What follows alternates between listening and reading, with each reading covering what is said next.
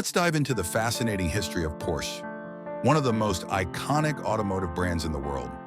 It all began in 1931 when Ferdinand Porsche, a brilliant engineer, founded a company called Dr. Ing H. C. F. Porsche GmbH in Stuttgart, Germany. The company was named after his full title, which roughly translates to Doctor of Engineering, Honorary Degree, Ferdinand Porsche. He wasn't alone in this venture. His partners were Adolf Rosenberger and Anton Piech, and together they set up shop at Kronstrasse 24, right in the heart of Stuttgart. Initially, Porsche's company focused on vehicle development and consulting, but they didn't actually build cars under their own name, at least not at first. One of their earliest projects came straight from the German government: design a car for the people. The result? The Volkswagen Beetle, which would go on to become one of the most successful car designs ever made. Building on that success, Porsche later developed the Porsche 64 in 1939, which used many components from the Beetle. During World War II, Porsche's work took a different turn. The company shifted to producing military vehicles, including the Kübelwagen and the Schwimmwagen, both based on the Beetle design. But that's not all. Porsche also designed heavy tanks like the Porsche Tiger. Although his tank design lost out to Henschel and Sons Tiger the Fern, Porsche didn't let the design go to waste. He repurposed it into the Elephant tank destroyer and even developed the massive Maus super heavy tank towards the end of the war. But not all of Porsche's wartime activities were on the up and up. His biographer, Fabian Müller, revealed that the company used forced labor during the war, with thousands of people, many from Poland, brought to work in their factories under terrible conditions. These workers were marked with a P on their clothing, not for Porsche, but for Poland. As the war came to an end in 1945, things took a turn for the Porsche family. The Volkswagen factory fell into British hands, and Ferdinand Porsche was stripped of his role as chairman of the board. British Major Ivan Hurst took over, earning the nickname the British Major who saved Volkswagen. In December 1945, Ferdinand was arrested for war crimes, though he was never tried. While he spent 20 months in prison, his son, Ferry Porsche, stepped up to keep the company afloat. Frustrated by the lack of cars that suited his taste, Ferry decided to build one himself, leading to the creation of what would become the Porsche 356. The first prototypes of the 356 were built in a small sawmill in Gmünd, Austria. When enough pre-orders rolled in, production began in earnest, marking the official start of Porsche as a car manufacturer. While many consider the 356 the first true Porsche, it wasn't until 1950 that full-scale production kicked off in Stuttgart with Reuter Carrosserie, a company that had previously worked on Beetle prototypes, building the car's steel body. By 1952, Porsche had even constructed their own assembly plant in Zuffenhausen, a location that remains central to Porsche's operations today. The Porsche 356 was officially road certified in 1948, and the rest, as they say, is history. Ever wondered where Porsche's iconic logo comes from? It's more than just a cool design. It has deep roots in German history. The logo actually stems from the coat of arms of the Free People's State of Württemberg, which existed in Germany from 1918 to 1933, with Stuttgart as its capital. Even after World War II, when Württemberg was split into Württemberg-Baden and Württemberg-Hohenzollern, the coat of arms remained significant, with Stuttgart continuing as a central city. Now, if you look closely at the Porsche logo, you'll see the arms of Stuttgart right in the center, surrounded by the heraldic symbols from the old Württemberg coat of arms. But here's the twist. Unlike a traditional coat of arms, the Porsche logo spells out Porsche and Stuttgart. That's pretty unusual because in heraldry, you don't usually see the name of the owner or their hometown written out on the shield itself, even after the political changes in Germany, like the 1952 formation of the state of Baden-Württemberg, where Württemberg-Baden and Württemberg-Hohenzollern were merged. The old Württemberg coat of arms lived on in the Porsche logo.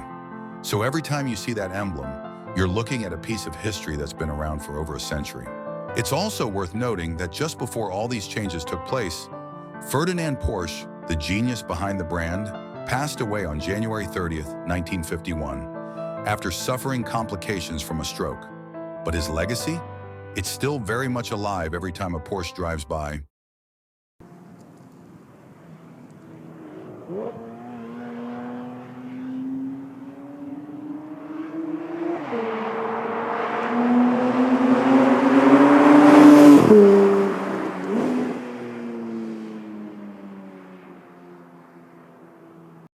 In post-war Germany, resources were scarce, so when Porsche introduced the 356, it borrowed a lot from the Volkswagen Beetle.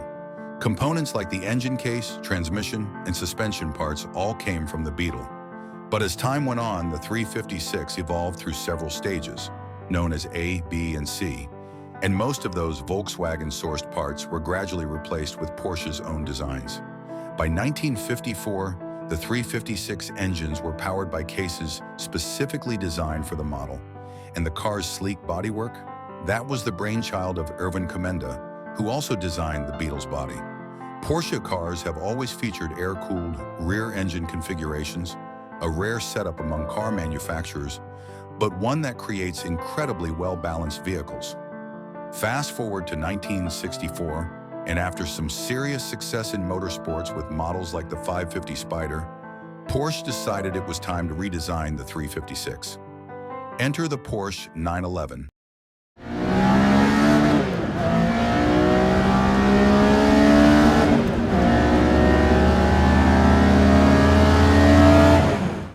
An air-cooled rear-engine sports car powered by a 6-cylinder Boxer engine. The design of the 911 was led by Ferry Porsche's eldest son, Ferdinand Alexander Porsche, or FA for short. However, the design phase wasn't without its drama. Erwin Kommende, who had been leading the body design department, made some unauthorized changes to the 911's design, causing friction with FA Porsche. Ferry Porsche ultimately took his son's drawings to Reuter, a neighboring chassis manufacturer. Reuter's workshop was later acquired by Porsche, becoming what's now known as Werk 2. Interestingly, Reuter went on to become a seat manufacturer, which we know today as Keiper Recaro. The 911's original project number was 901, but Peugeot had already trademarked all X0X names, so Porsche changed it to 911. Racing models, however, stuck to the original numbering sequence with names like 904, 906, and 907, 908. The 911 quickly became Porsche's most famous model, not just on the road, but on the racetrack and in rallies too. Over the years, the 911 has gone through several generations, but it still retains that classic rear-engined, 6-cylinder setup and the unmistakable Porsche styling cues. There was even a cost-reduced model, the 912, which looked like a 911, but had a 4-cylinder engine derived from the 356. In 1972, Porsche went through a major change. Ferry Porsche decided that the company had grown too big to remain a family operation. Inspired by Soichiro Honda's policy of keeping family members out of his company, Ferry converted Porsche from a limited partnership to a public limited company. This shift brought in an executive board with members from outside the Porsche family and a supervisory board largely made up of family members. With this change, many family members, including F.A. Porsche and Ferdinand Piëch, left the company. F.A. Porsche went on to create Porsche Design, a company known for its exclusive sunglasses, watches, and luxury items. Meanwhile, Ferdinand Piëch, who had been instrumental in developing Porsche's production and racing cars, founded his own engineering firm. He later joined Audi, which was part of Volkswagen, and climbed the ranks to eventually become the chairman of Volkswagen Group. Ernst Fuhrmann, who was behind the development of the Fuhrmann engine used in the 356 Carrera and 550 Spider, became Porsche's first CEO. He had plans to phase out the 911 in favor of the front-engined, V8-powered 928, but as history shows, the 911 outlived the 928-928 by far. Fuhrmann was replaced in the early 1980s by Peter W. Schutz, an American manager and 911 enthusiast. Schutz's tenure was followed by Arno Bohn, who made some costly mistakes leading to his quick departure, along with that of development director Dr. Ulrich Bez, who later became CEO of Aston Martin. In 1990, Porsche teamed up with Toyota to learn about Japanese lean manufacturing techniques. This collaboration eventually led to Toyota assisting Porsche with hybrid technology in 2004.